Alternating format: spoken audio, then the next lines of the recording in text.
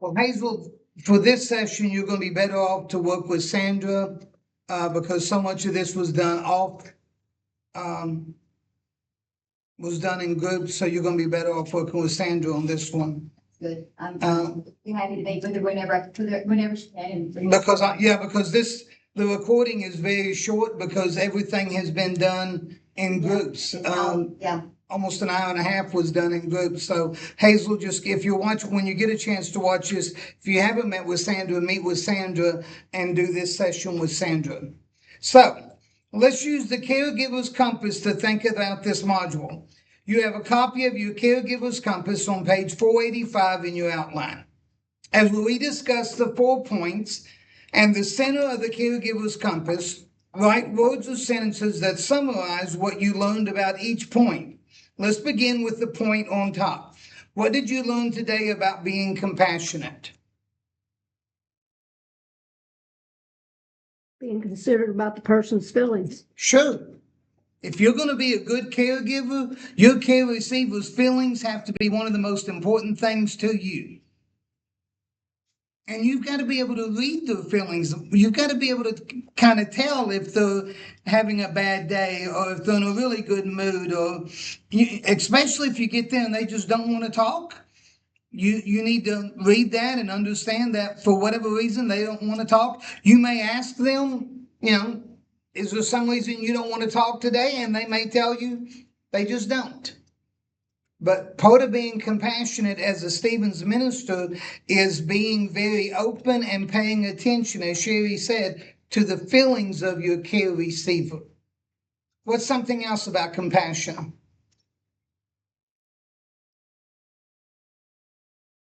Ladies, you may be the only person your care receiver has to talk to. There may be no one else in their life that they can share with you, that they can share with them, what they share with you. You may run into a care receiver that has 2 or 3 children, but I want to tell you, they will tell the caregiver things that they won't tell their own children. They'll have conversations with you they won't have with the other members of the family. Part of being compassionate is listening to those stories. Could that mean because they feel like they have failed or something? A lot of times when they don't talk to children, it's because they've tried to mention something to the children and the children have fussed at them for it. Or the children dismiss them. They may, that something's wrong or they're having a tough time or having a difficult time and the children just kind of dismiss them. Not everybody's got good family, folks. And sometimes other family members know the bottom line that we as Stevens ministers are trying to get to. Mm-hmm. And by visiting and listening and asking those probing questions, mm-hmm. and reflecting their feelings, we let them gradually get us to that, whatever that crisis was, and the other family members already know it. Right. And so they don't have any place to ease into it. If mm-hmm. they want to talk to them, it's right there, wham, mm-hmm. today. Right. And where with us, we don't know. And so we gradually get them there. And so, and that in itself is compassion. I mean, we're not there to jump right down.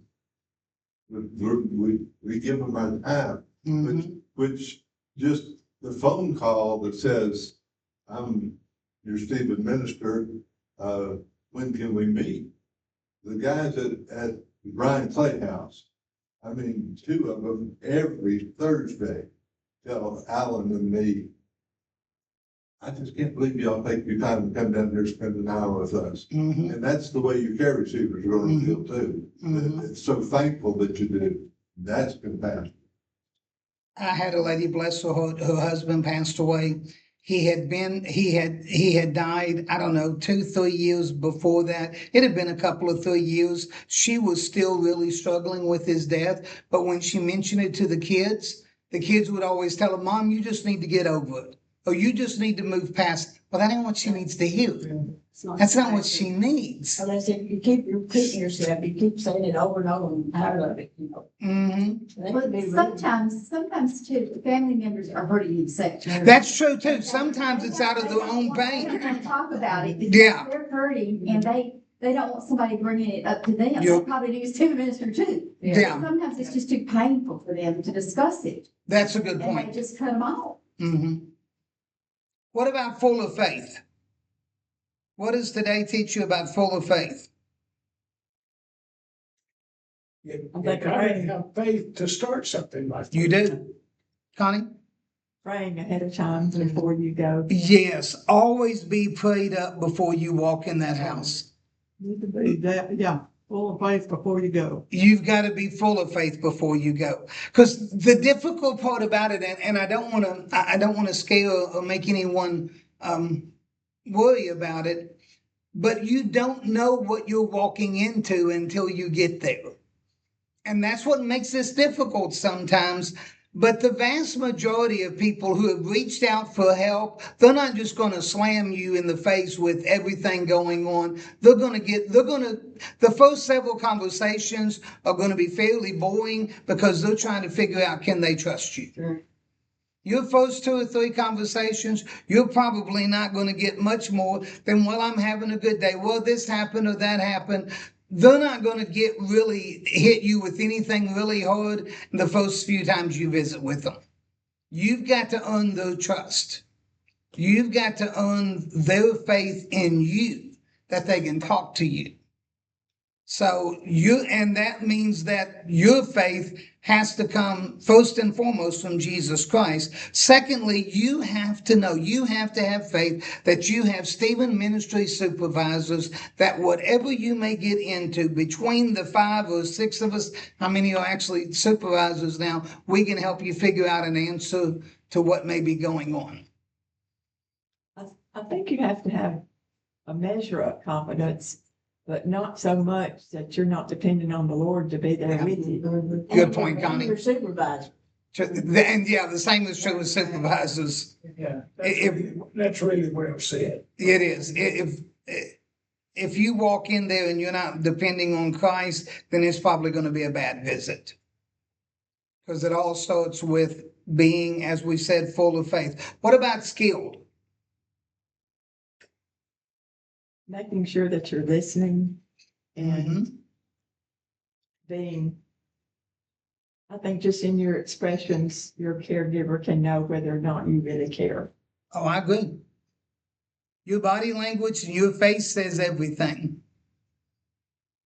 Plus, God has brought you to these classes Being sincere. To be skilled. and got you the training, Mm-hmm. provided you the people to training. Now that you've done a first visit, do you feel a little more comfortable with when you go to actually do your first visit? Now that you've gone through all of this tonight, do you feel like it has better prepared you for that phone call and that first visit? Good. That's what this is all about, is doing our best to set a realistic situation that you don't walk in there without having done it before. That you've done it at least once. What about trustworthy? We have to be. You're exactly right, Francis. I mean, that's the best answer that there is right there. We have to be trustworthy. You're exactly right. That's the best answer they've got to know that no matter what they tell you, that it's not going to go beyond you. And they've got to trust you enough to tell you. You've got to make sure it's there. Mhm. You gotta level with them. Plus, they need to know that you're gonna be there on a weekly basis. There you go. And usually you need to establish that if you have to be, it's like, well, Right. I can't this week or at this time, but let's do another time that's Mhm. convenient for you. I do phone calls when I get you. Yeah. There you go. Yeah. Don't ever just not show up. Please don't. Any of us. Let's never just not show up. Right. No, never. Yeah. And And be the on phone time. is Yeah, really be on good. time. And be on time. If you tell them you're gonna be there at 12 o'clock, if you're gonna be there at 12:05, you need to call them real quick and tell them I got hung up in traffic or whatever. I need a couple of minutes, but I'm on my way. That's right. As long as I've been seeing mine, I still do that. Yes, Cause if something comes up, and they're always say, okay, that's fine, it's okay. yes.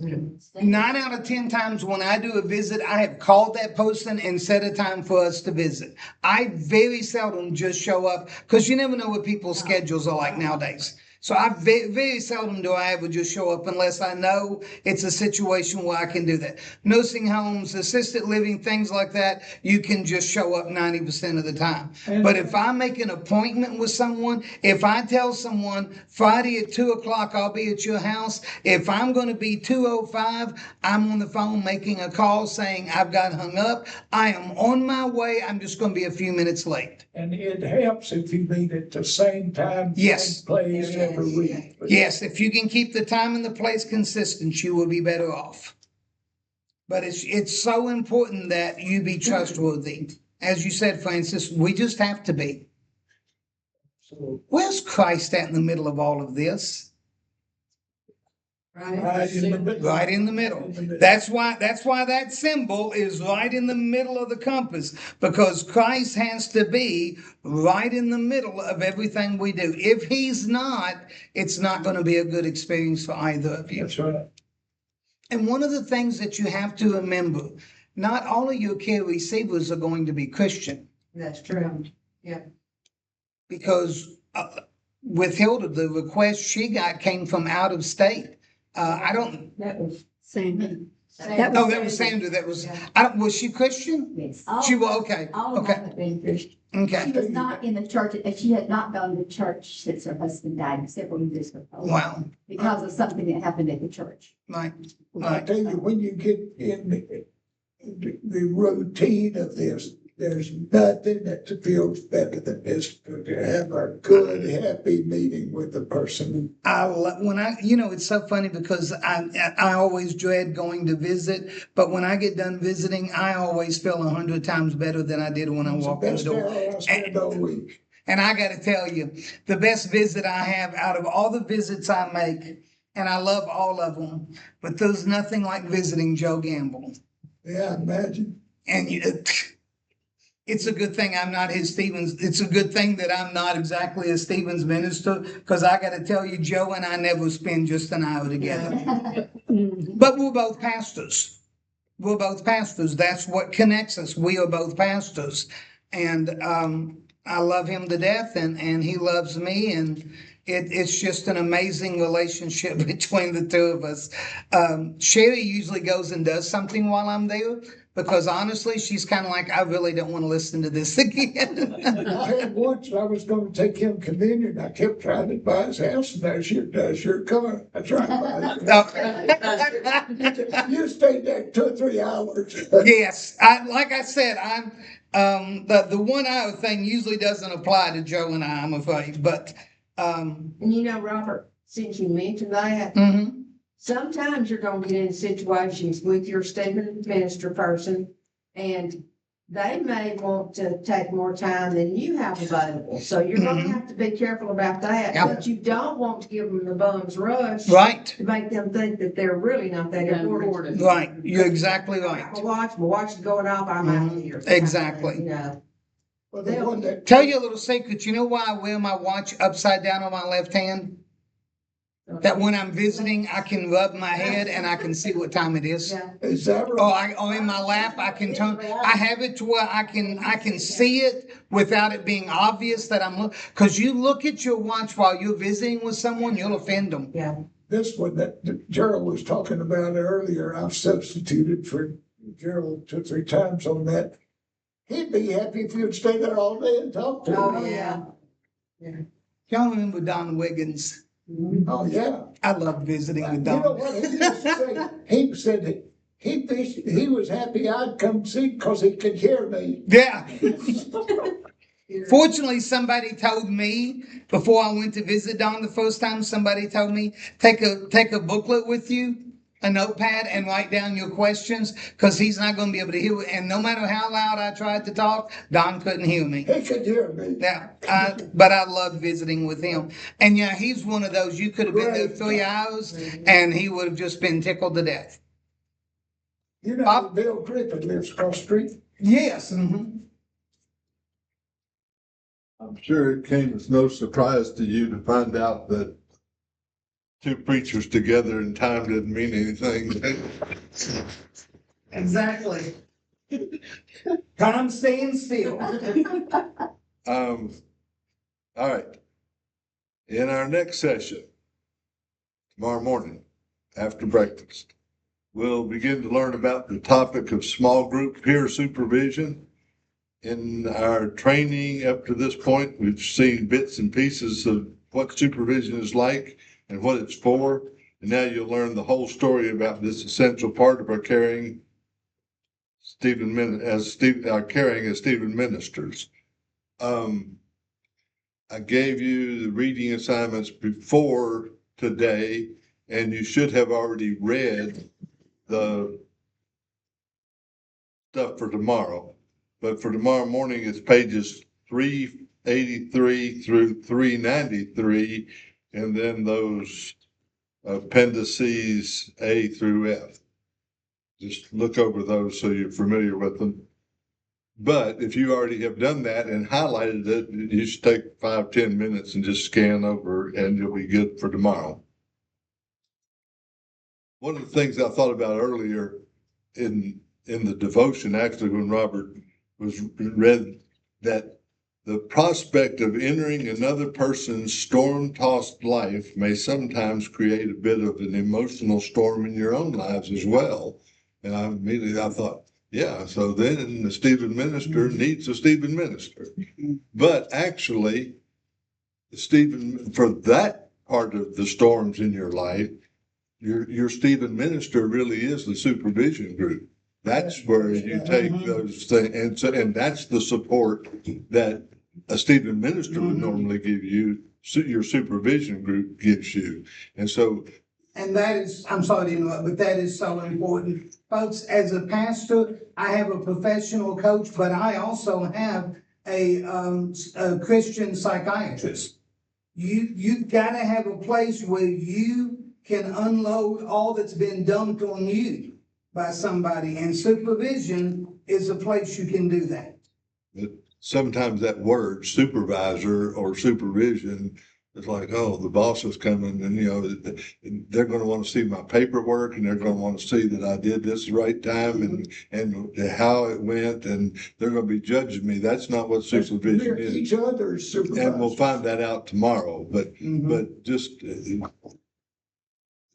supervision in this case has a lot softer connotation than we normally think of as supervision. I think it's easier in our church because we're small, but I don't know if I could, with a large church, I asked Lisa when she go to the temple, I said, how do you, she said, Mother, we only know the people that sit around us, and then we have our small group. And I would think, well, now I was in Stephen's ministry and I had all these people that I didn't really know.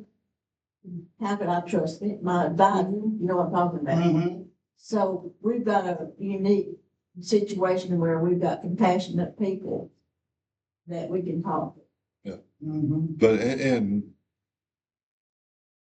and we are, but the process is built to be that. Yeah. All right, our closing prayer is short.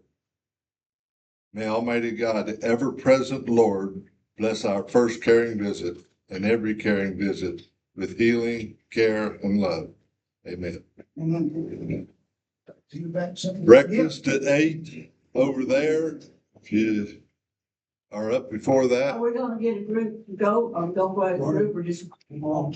But no, we need to go as a group at 8 o'clock. We'll be here. If you're up before that and you want company, just come in here. I'll be here about 4:30. Yeah, I'm gonna go down and see. I ain't getting up at no 4:30, sorry. What room are you in? I'm not. I don't plan on getting up. I'm gonna try to sleep if I can. That'll be good. Get my head. Yeah.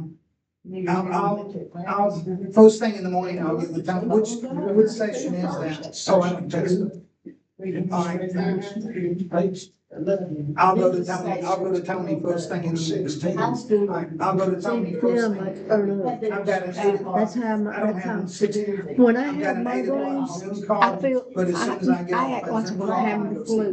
down. I'll have the hot, And get a CD player. I'll get hot, no, I get cold, I get hot. Well, And I y'all eat breakfast today. While Yeah. you're eating breakfast, I've got a Zoom call. Let me reach behind you. Yeah, I got So it. that's the way mine acts. So that's how I found out the first time I went back in, 93. Rita. 92 is when we met. When I was in Ashland, I went to the doctor and I told him, I said, I have flu, and he said, no, you don't. And I said, well, I run a fever. I have the chills and I have a headache. And he said, have you ever had a migraine? I said, what the heck is that? And he said, well, I can look in your eyes and tell you have the worst migraine I've ever seen. Good night, sir. Have a good evening. And I told him, I said, he said, I'm gonna put you on some medicine to get you started. And I said, well, I always have to take a prescription. He said, if you ever figure out what causes your headaches, you won't have to. He said, you can control them. I wondered how that was gonna go when you told me that. Stress is the worst item for me. We had one last year. And I've had to leave work at home. When I felt like it was coming on and I couldn't get rid of it. And if I was at work today, I wouldn't have been able to. So we don't have it. Not like this. I've had to leave. And the way they've been putting the places, because I haven't had one. Some years here. When you